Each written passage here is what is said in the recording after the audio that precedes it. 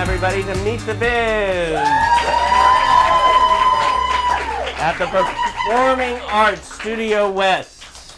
Yes, today we have a very special person who is just a sweetheart.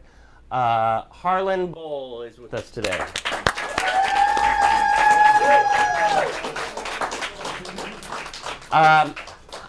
Whenever I see you, you're always running, you're always doing everything. Yeah. You are one of the busiest people I know in this industry.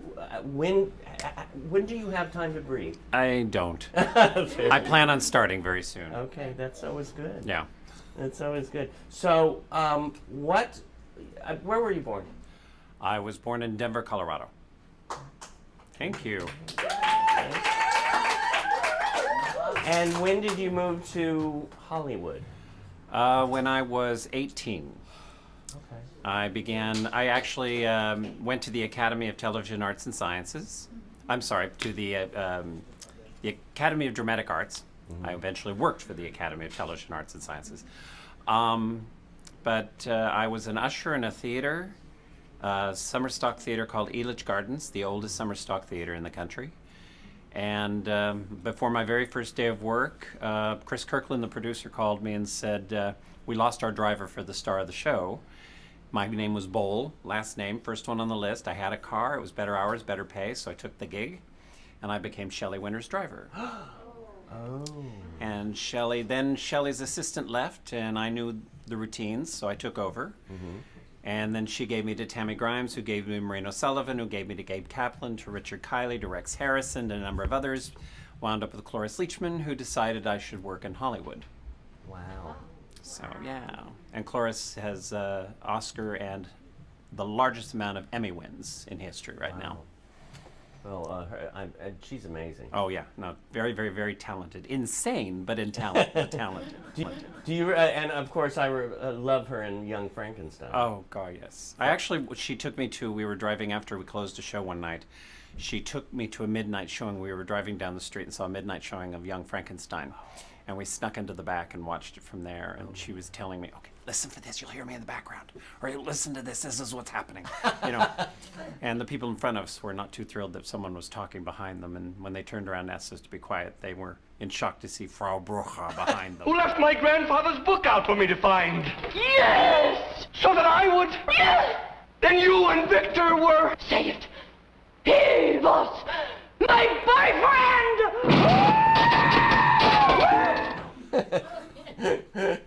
I bet she gave a look too. Yeah, it was very funny. It was just he just was stunned, frozen.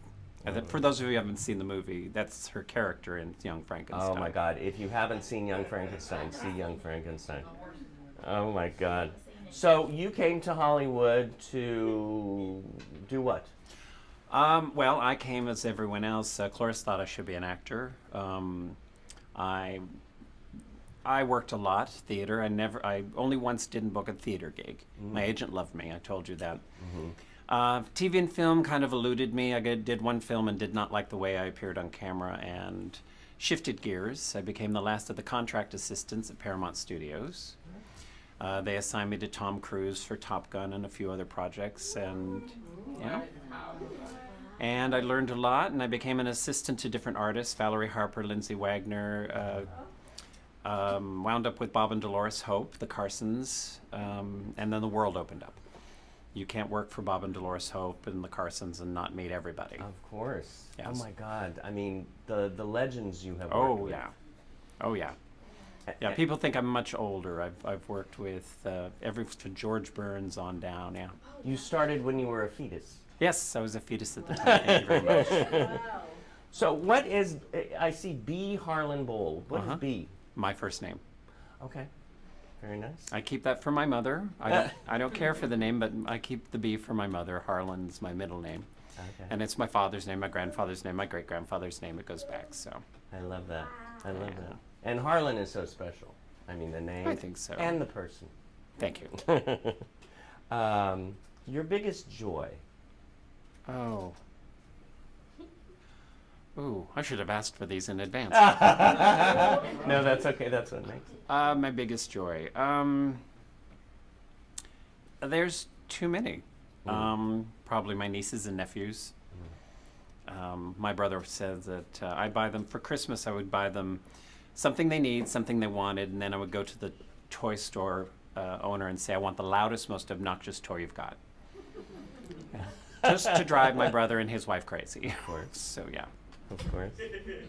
I have something that I was going through. I moved out of storage. I was paying $250 a month, and I said no more. So I got everything out of storage, and now I'm living in my storage unit. I'm living in my storage unit, and I found this. I've never seen this. You haven't? I'm kidding. Oh my God! I was thinking you've seen Every everything. day of my life, I hear this. There's not a day that doesn't pass by that someone doesn't call me and do their Carol Channing impersonation. Really? Yes. And, I've been with Carol for 19 years. Wow. And she's not my longest client either.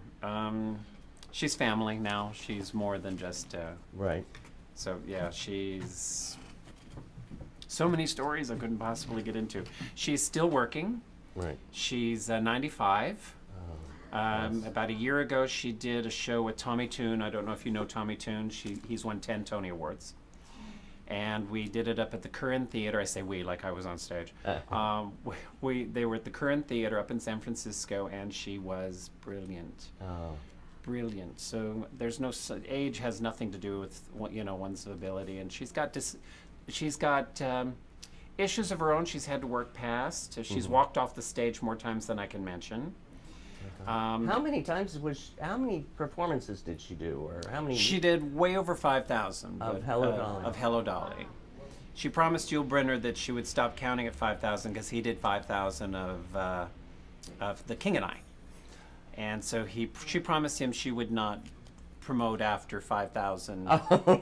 Because they were friends, but she went way over 5,000. Right. And the rumors were always that she never missed a performance, and technically she missed a half a performance. Really? In Kalamazoo. She was so sick, she was throwing up on stage, and she missed the second half. And David Merrick, the very famous producer, said, well, if you're going to miss a show, Kalamazoo's the place to do it. Oh my God. Did somebody go on the second act, or did they just... I've always wanted to know who stepped in, but they never told me. Oh, how fun that would It'd be fun to find out who the only person to ever replace Carol Channing was. Well, I mean, of course, I grew up loving this woman. Oh, yeah. And one time, I've only met her once. I was at 24 Hour Fitness. and I was leaving. I had just got my pureed protein shake, and I was walking out the door, and I heard this voice, and I went, and I turned around, and there was Carol in a one-piece purple suit, and she was talking to somebody, and I just tapped her on the shoulder. I said, "Thank you for all the joy you have given me." And she said, "Well, thank you." But it was... Yeah, that voice is indescribable. She will call the office, and my associate will answer the phone, and she'll go, "Just a minute, Carol," and I'll pick up the phone. She'll go, "Oh, no, how'd she know?" I'll go, "Really, Carol, it's not hard." Oh, my God. She fell into my life. Yeah. Literally fell down a flight of stairs. Oh, no. Yep. She was on stage. During rehearsal, they only had that one light on the stage, and they had not marked the stairs yet, and she was making a grand entrance. And she was on stage with Angela Lansbury, and they had switched roles. Angela was coming in as Dolly, and Carol was coming in as Mame, which was Angela's famous character. And on the stairs, she missed and fell down the flight. Oh my God. Now, I'd known her and worked with her before, but this was really the beginning of our long-term relationship. And I had to rush her to the hospital and signed her in, and they wouldn't take her. She literally fractured her thumb, broke her arm, broke 2 ribs, stitches to the temple, and she still went on. When the producers called me at the hospital and said, "Well, we'll make an announcement that Carol will not be appearing," she overheard it on the phone, and she said, "Well, why on earth wouldn't I be there?" No, when was the performance? No, the next night. The next night. But still, a Yeah. broken arm, broken ribs, fractured, yeah. That's amazing. Yeah, and what I did was I called Harry Winston, which is a famous diamond company, and I had them cover her cast in diamonds. And That's amazing. we had a ton of security around her, but yeah. Do you have a picture of that? Yeah, we do have a picture Oh of my that. God. So it's yeah. So and it turned out really well. And while we were there, she came in, and you could, if you have to be related for them to let you in past a certain point. And they knew I wasn't, but they just wanted me to say I was. And the doctor went, "Well, are you related?" And I'm looking at Carol's nodding, like, say yes. And the doctor like saying, just say yes. And I went, yes, I'm her father. Oh. Carol didn't miss a beat. She went, oh yes, can't you see the resemblance? Oh my God. And the doctor literally just said, just go, just go. And as we got to the private room, the nurse shut the door and she went, Father! It was all that I could think of at the moment, so. Oh my God. But we have been laughing since, and it's been nonstop laughter with her. That must be amazing to be around her. Oh yeah, Yeah. she wakes up at 5:30 and calls me and says, "Oh, Harlan, is it too early?" I go, "Yes." She said, "Okay, I'll come back to Yeah, later." exactly. She said, "She'll do." 30 minutes later, are you up yet? So anyway, yes. Oh, I mentioned you have 2 pins there. Yes. What are they? One is an Emmy. I'm the publicist for the Television Academy, Natus, daytime. And the other one's an Academy Award. I've worked on several Academy Award projects, so I was given a Academy Award and an Emmy lapel pin, so I wear them. It's gorgeous. It's gorgeous. Thank you. And your famous hat. And my famous hat. I don't know how that became famous, but it did. I've had it for as long as I can remember. To me, they said it was I shouldn't wear it when I first started. I don't know why. They told me it was... it's always they. Yeah, it's always they. They said, oh no, you'll never fit in. You'll never fit in if you wear a cowboy boots and Stetson. And so I quit for a while, but then I brought it back and discovered it was a great signature for me. I wear it... You can look... Hey! You can look at the Emmy Awards. You can see me walking through the crowd because I have my Stetson on. Or at the Oscars or wherever. You see me at whatever event I'm at, I'm easy to find. And yeah, I have some actresses like Florence Henderson and others will see me and say, oh, don't bother him, his hat's on. It means I'm working, apparently. Right, right. We have another one of your clients here. Mm-hmm. Another thing I've never seen. You've never seen No, it's many times. That joke isn't going over well. This is Tippi Hedren from The Birds. Have any of you seen The Birds? Oh my God. She tells me we're BFFs. Yeah, she is. I've been with her now for 21 years. Wow. Tippi and I travel the world together, Vienna, Paris, all over. And she is a joy. Thank you so much. This is so cool. I don't think it's mine. But, yeah. It's up on a corner shelf in my office. That's right. He got it. Well, I can have her sign it. Yeah. Oh, absolutely. Wait a minute. And I said that on camera, so I can do it. There you go. I have one too. Okay, all right. Yeah, Tippi works with, currently she has 57 lions, tigers, leopards, cougars, animals out at a preserve. For 40 years, she's been protecting these animals. She's had over 250. Wow. Thank you, yeah. She's an amazing woman. Not to mention, she's the matriarch of an entertainment dynasty. Yeah. Her daughter is Melanie Griffith, and her granddaughter is Dakota Johnson. Wow. What a family. Yeah. What a history. Very, very strong history. So she's a huge humanitarian, and she's done so much. She's had bills passed to protect the animals. Right now, we're fighting very hard to get a bill passed that will stop breeding of exotic felines domestically, because people sell them as pets, but they never work out as pets, so they wind up selling them to preserves or worse, canned hunts. And yeah, so they wind up drugged or tied to a tree and shot by a hunter for $30,000. It's a huge industry. It's larger. It follows gun sales and drug running. Wow. So we're trying to stop that right now. I just, all that doesn't make sense to me. No, it makes no sense at all. None at all. For a guaranteed trophy, for a carpet on your floor or a head on your wall. It makes no sense at all. Yeah. I tell some friends sometimes I don't feel like I'm from this planet. I feel like it's weird. But I went to Shambhala, which if you've never been to Shambhala, it's a place you must visit. It's amazing. I mean, they have day trips. So They have once a month. They have safaris during the day. You can go out, bring the sack lunch, and then they have sunset safaris, which I just posted on my Facebook. I went with Barbara Eden, and we had an evening safari. That's when the animals are nocturnal. They come out and start roaring. And you have dinner and not much to drink. They don't let people drink much when you're around exotic animals. Oh, right. Here, So kitty. No. No. Yeah. Well, I went there with another one of your clients, who was the guest that night, Jerry Jewell. Jerry Jewell, yes. Yeah. I love Jerry. She's With amazing. all my heart. She keeps me breathing. She keeps me on my toes too. Yes.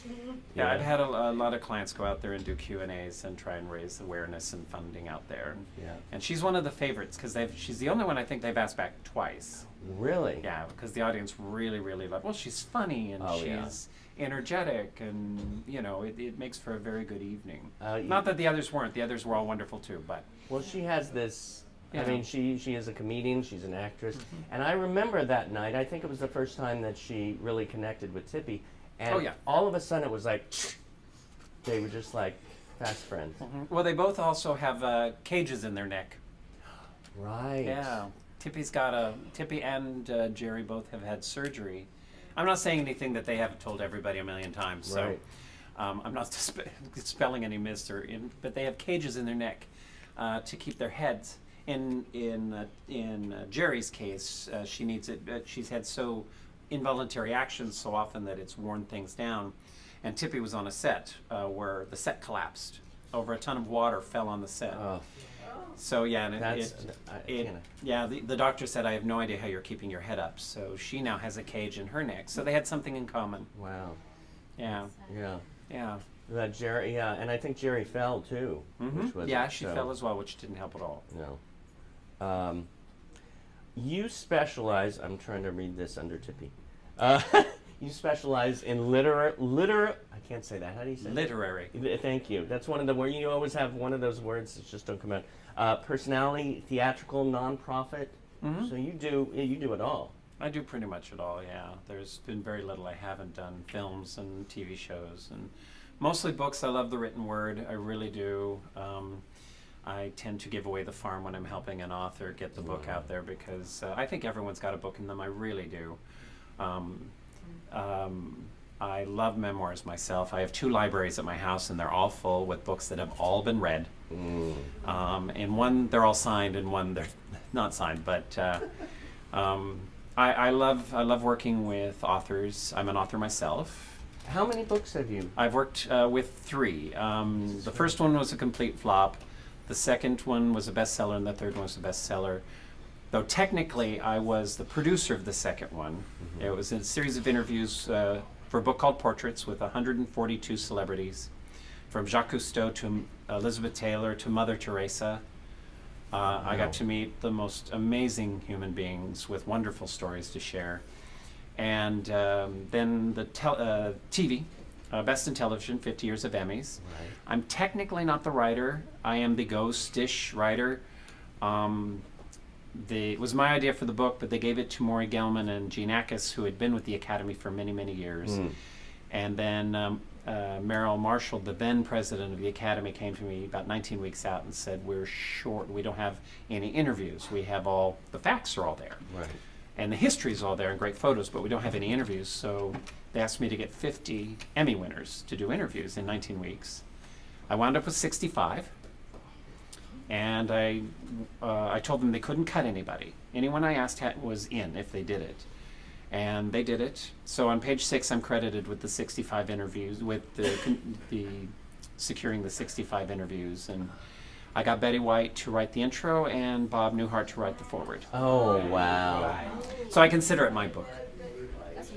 What a life you have. This is so... I've been very lucky. There's this video that I just love that's running everywhere. It has been picked up. Betty White got the Lifetime Achievement Award last year at the Daytime Emmys.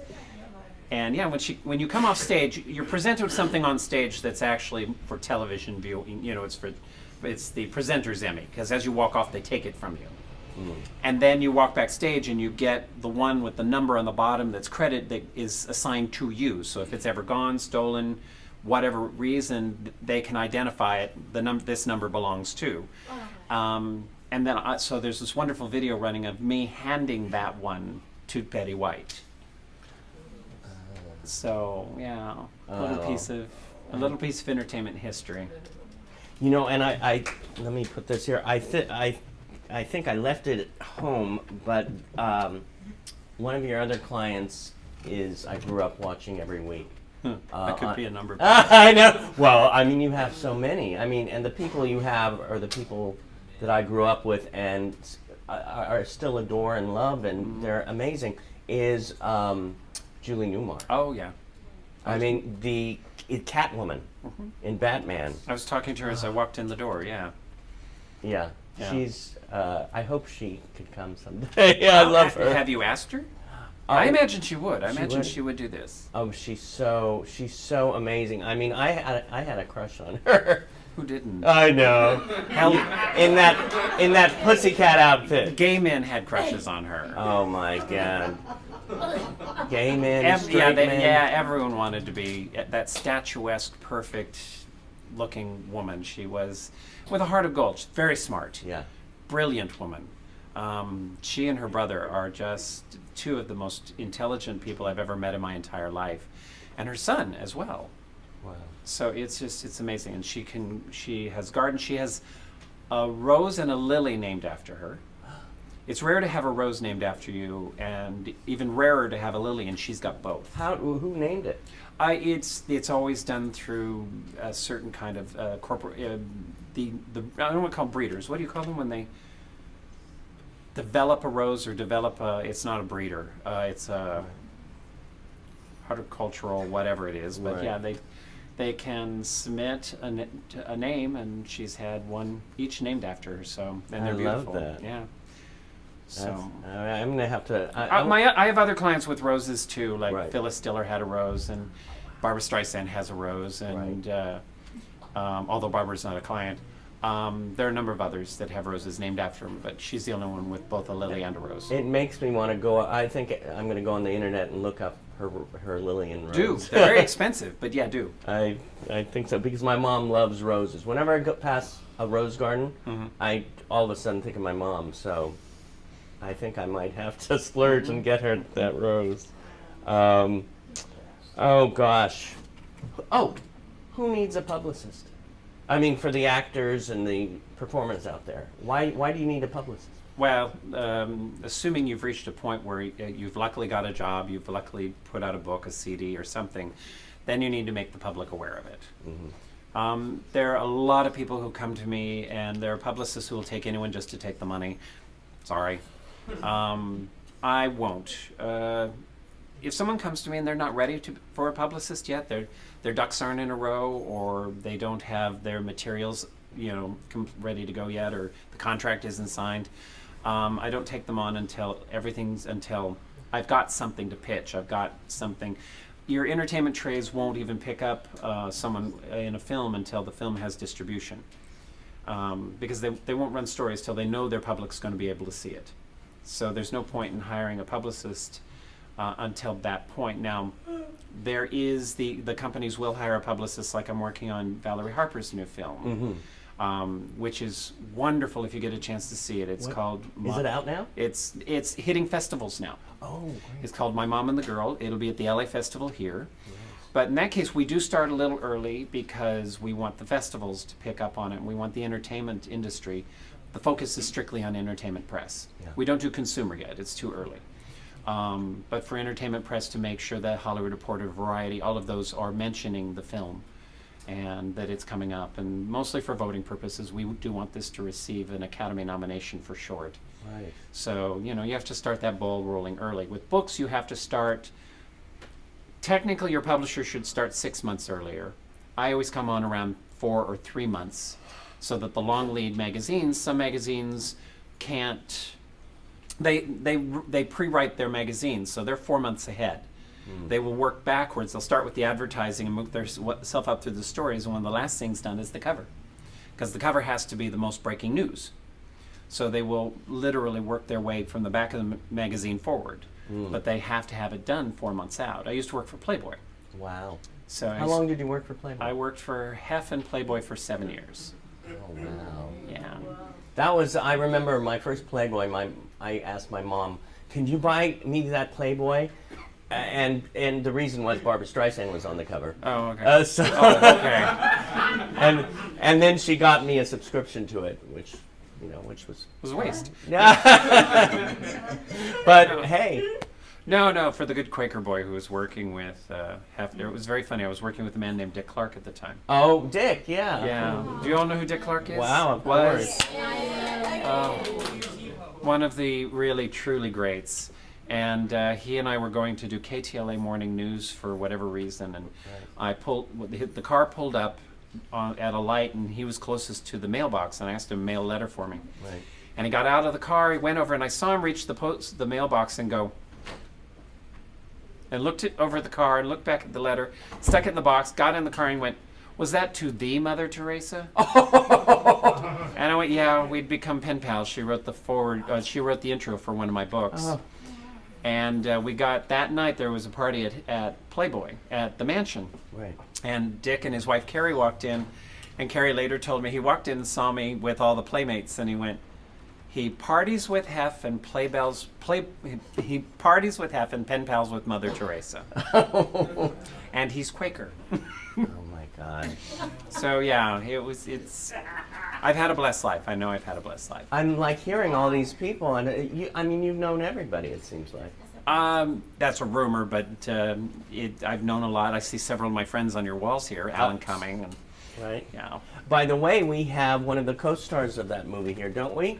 Isaac. Hey. There's Isaac. And Got what a star brilliant in the movie. audience. See, I can't go anywhere. There's always got to be some star in the audience.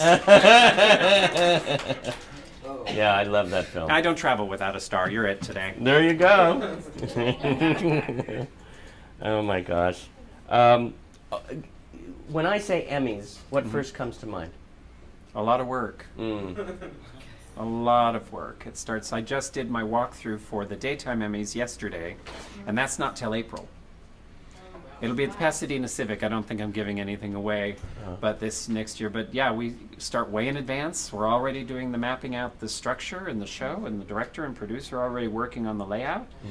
And before long, David Michaels will be looking for the presenters and talent, and we have to start way in advance. And it's a lot of work. And this is the daytime Emmys? These are for the daytime Emmys. Okay. Prime times are just around the corner. Right. Everything's done for that. Right. They were having all their parties this week, their nominee parties and everything else. In fact, last night was the party for the daytime people, hosted by Prime Time. So. Right. Yeah. So it's an ongoing, constant source of work. A lot of Emmys are given out. Mm-hmm. Yeah. I have, we figured over, with my clients, there are over 36 Academy Awards between them, 150 Emmys between them, 24 Tonys, and about 30 Golden Globes. Oh my gosh. So. Oh my gosh. That's. You do get jaded. That would be interesting to put all of them in one room. Just Have you seen my photo on my Facebook? that you have. Yeah, they're all in a row on my desktop. Oh. The only thing that's not in the photograph is a Grammy. Right. I don't know why I didn't put a Grammy in there. Right. And because I have several clients who have won Grammy Awards. Yeah. And I didn't put in a Gong Show Award. Are you familiar with the Gong Show? Of course. The Gong. I have a Gong Show Award. It's not mine, but I have a Gong Show. Yeah, I have a Gong Show Award. Who was that? That was Doug. Oh. See, yeah. So, yeah. Oh, I've got to go look. I was looking through your Facebook pictures, and there again, I'm just like, oh my god. And I have an uncle with a Nobel Prize. Wow. Yeah. Heinrich Boll. He won the Nobel for Literature. Wow. So, yeah. Wow. We could speak for a week, and you wouldn't. Yeah, probably, yeah. You'd get bored, trust me. No. Yeah, my spouse, I'll be telling a story, we'll walk in the room and go, oh, and leave. Will not listen if I talk about China. I used to be I toured China and Right. became an ambassador Oh my god. of arts and culture in China, off and on for 3 years, and so sick of the stories that won't even listen to me talk about it anymore. I think I was kidnapped in China. You were kidding. Wait a minute. Okay, now you got to tell this one. I was on my way from, I was in the Hefei province and on my way to Liuchun, and passing through Jinan, and Jinan decided that if Liuchun, which was smaller, was receiving American performers, so would Jinan. So my train stopped in Jinan, and someone stuck their head in my cabin and said, "This is your stop," and fool that I am, went, "Okay, fine," grabbed my bag and got off the train with two other people, May Keller and Kathy Gibbs. And we realized something was wrong right away because there wasn't the fanfare, there wasn't anyone to meet us, there were no officials, and they whisked us away to a guest house. And I found out later they sent a message on ahead to our team and said, "We have 3 of your members," and we were, headliners of sorts. Everyone's a headliner at some point in some part of the show, but they said, "Bring back your cast for a show here." So it happened to be our one night off. We did 2 shows for 5,000 each. 5,000 people, brought them in, got them out, 5,000 more in and out. Right. And we did a show that night. I got a lot of attention because I was the only trunk they brought back with costumes. So I was the only one doing costume changes in the show. I got standing ovations, not because I was talented, but because I was changing my clothes. Oh my gosh. So, and that night they said they wanted to hold us over for another show, but Right.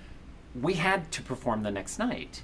So we all snuck out. They snuck us out in little groups of 2 and 3, out to a bus that was hidden around a corner. We all loaded into a bus that drove down the side streets in the dark, no lights.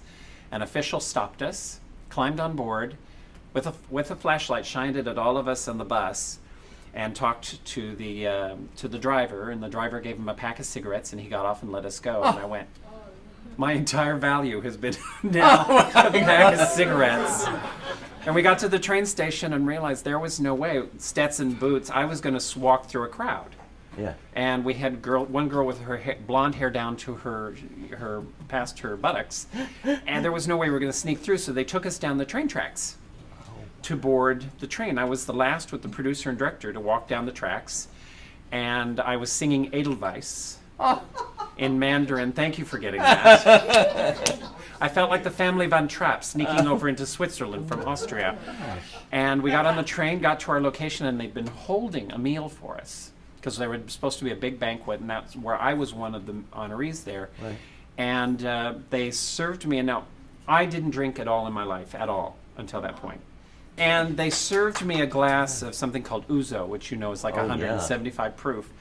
And I saw my director and producer going, no.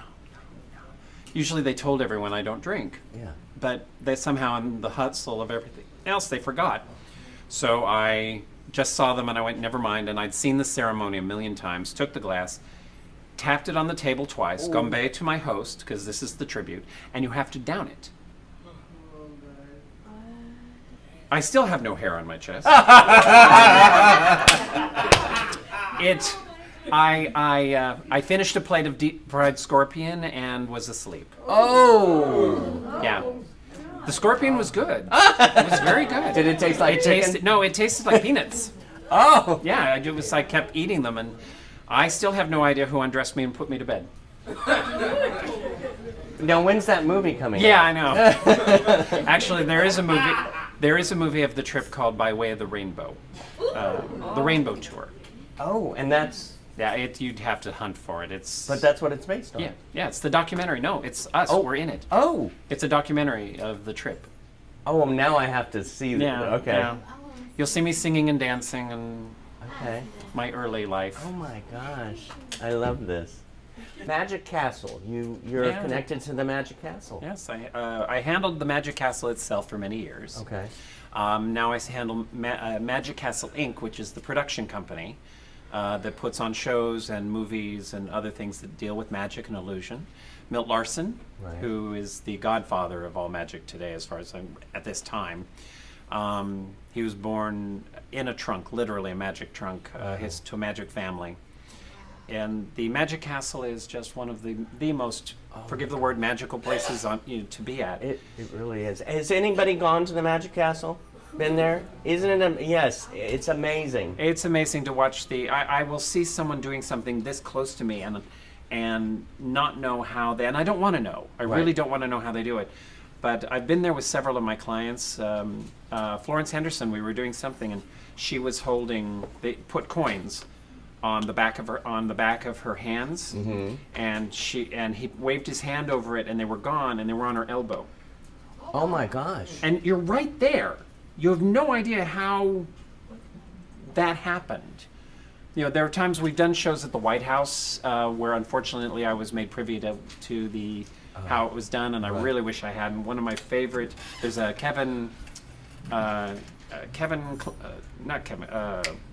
very famous magician.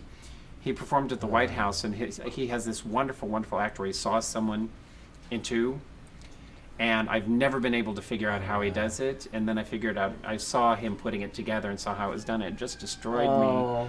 I don't want to know. And costume changes. Have you ever seen quick changes? Those people who do quick, go from a mini dress to a wedding gown just by dropping tinsel over their head? Yeah. I love that. I love that. It is like, what? Uh-huh. Oh, the costume changes were that fast, really. But it's amazing. Yeah. It's amazing. I did a show once where I wish I'd known how they did that, because I did a show once where I played several characters. It was called The Two of Us. Michael Frayn, who also wrote Noises Off and other shows. Right. It's called The Two of Us, and I played myself, my best friend, my son, and my wife.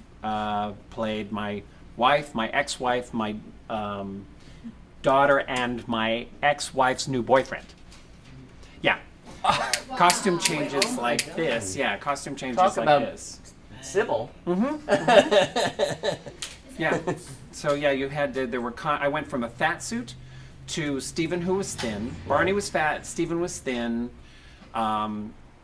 Stephen was well groomed. Barney was a mess. My son was a hip hop, you know, and you had to change characters and change personalities and change costumes that fast, and we came up with some tricks to make it work. But wow,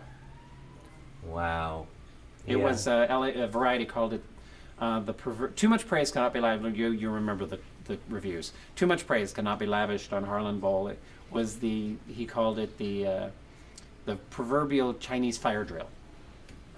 So yeah. Oh my, yeah. So that was a long time ago, though. That's fun. I was younger and I could move quicker. Right? Oh my gosh. We have to break those barriers.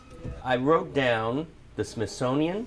Yeah. I wrote down the National Academy of Television Arts and Sciences, which you mentioned, and I also the National Association to Protect Children.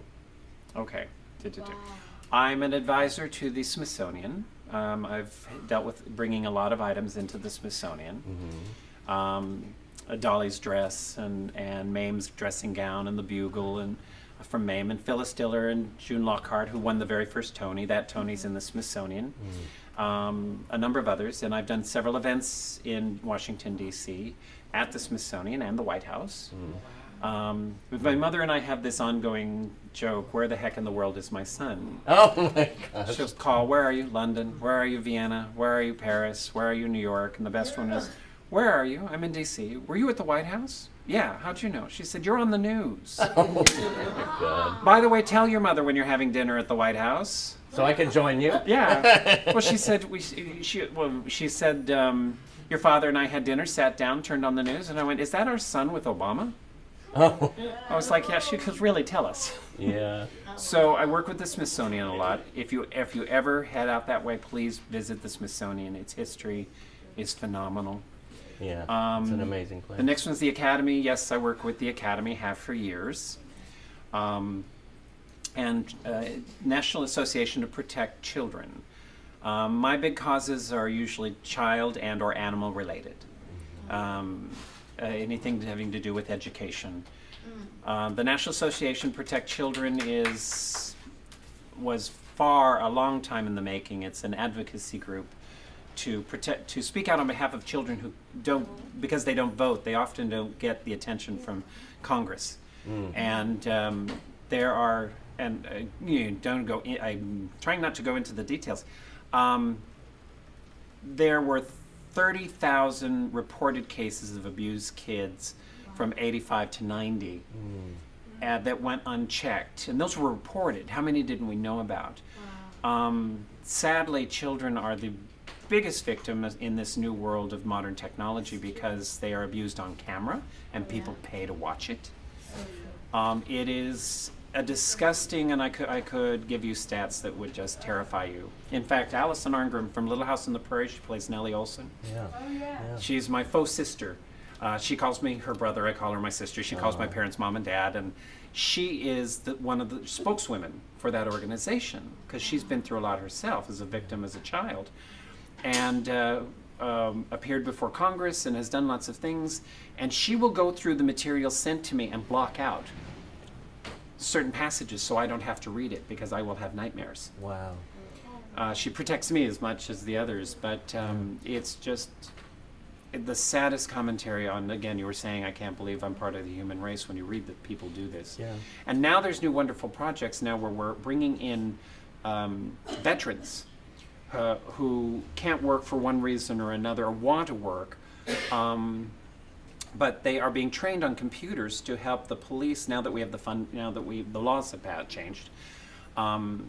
We can find someone through the help with computers now. We can find someone who's actually abusing a child online and get to the house while it's happening, as opposed to used to be you couldn't get there in time to protect the child. Now we can get there, and we use these veterans who are well trained. One of our veterans, I love him dearly. He made a comment once in an interview with CNN. He said, "You do not want to see me at your front door." Because if you're doing something to a child and he's at your front door, you pretty much are going to the hospital. Yeah. So we are making great strides, but it's a long way to go. And children are just receiving the worst of it. Our justice system is not set up to protect kids or animals. They have no voices whatsoever. So people like Allison and Tippi Hedren, and there's a host of others, Joanne Worley, Loretta Swit, Betty White, a number of others that I work with who are very out there, Stephanie Powers, host of others that are out there seriously putting themselves on the front lines to protect the kids and the animals. So, well, it's amazing to see somebody. There's so many people out there these days that you go, what? As we can see on TV every day lately. Where I won't go for the presidential race right now, but you really come from the heart. You connect yourself with a family that seems to come from the heart. No, I'm very, very blessed in this. I'm not without disasters. I've lost some wonderful. I lost relationships and people who've been killed and in front of me, and from loss to disease, relationships.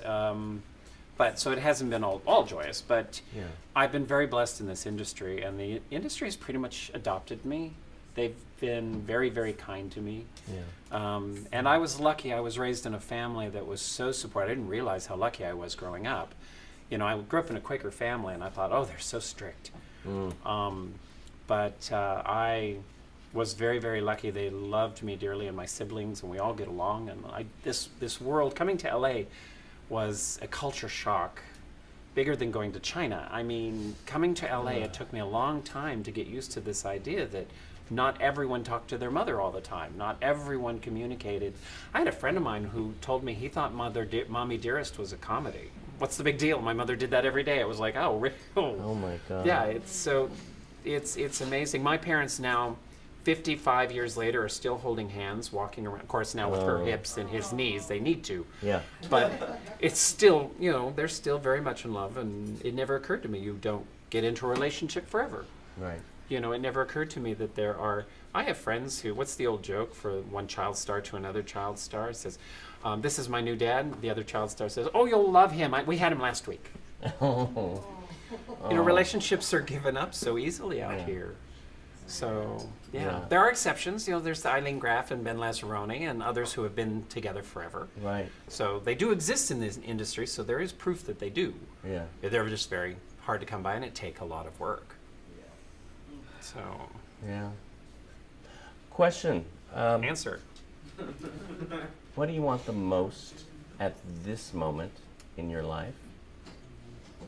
A Pulitzer. No. I'd love to write something that gets a lot of attention and makes a difference in life. That I would love. I would love to. I'm working on 2 new books. One's my first attempt at comedy, and then I would like to write something that makes a difference, that would stand the test of time, that would be in classrooms forever, and everyone would be. That would be, to me, the ultimate. It's funny you asked the question. My mind went to all those beauty pageants. Peace in the world. But no, I would love to contribute something that makes people think. Yeah.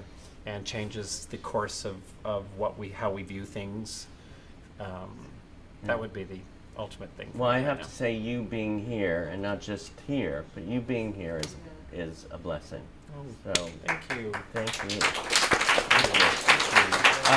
I wanted to read, to wrap this up too, I wanted to read a couple of quotes, testimonials. Which From? Well, we'll find out, won't we? Which I thought were brilliant. I just read them and I got emotional. But my elegant and brilliant, dear, dear friend, I can't remember when Harlan wasn't there, and often with little notice. He has survived several tours, 2 husbands, and 1 memoir. I seek his wise counsel on just about everything and can't imagine what I would do without his guidance. Carol Channing. Yeah. Beautiful. And then I have one more I wanted to read. I was the recipient of a unique gift from my daughter, Melanie Griffith. It was wrapped very elegantly in a smart man suit. That gift, the friend of Harlan Boll, a publicist, has lasted over 20 years. Harlan is the pinnacle of patience and understanding, the elegance of Clark Gable. He has the capability of charming every single person in the world. Harlan Boll knows how it all works. He knows how people work and who they are. He's loyal, honest, and I will always love, admire, and trust this man. People who know Harlan trust him for good reason. He knows the business of publicity. Tippi Hedren. Tippi. So, Harlan Boll, everyone.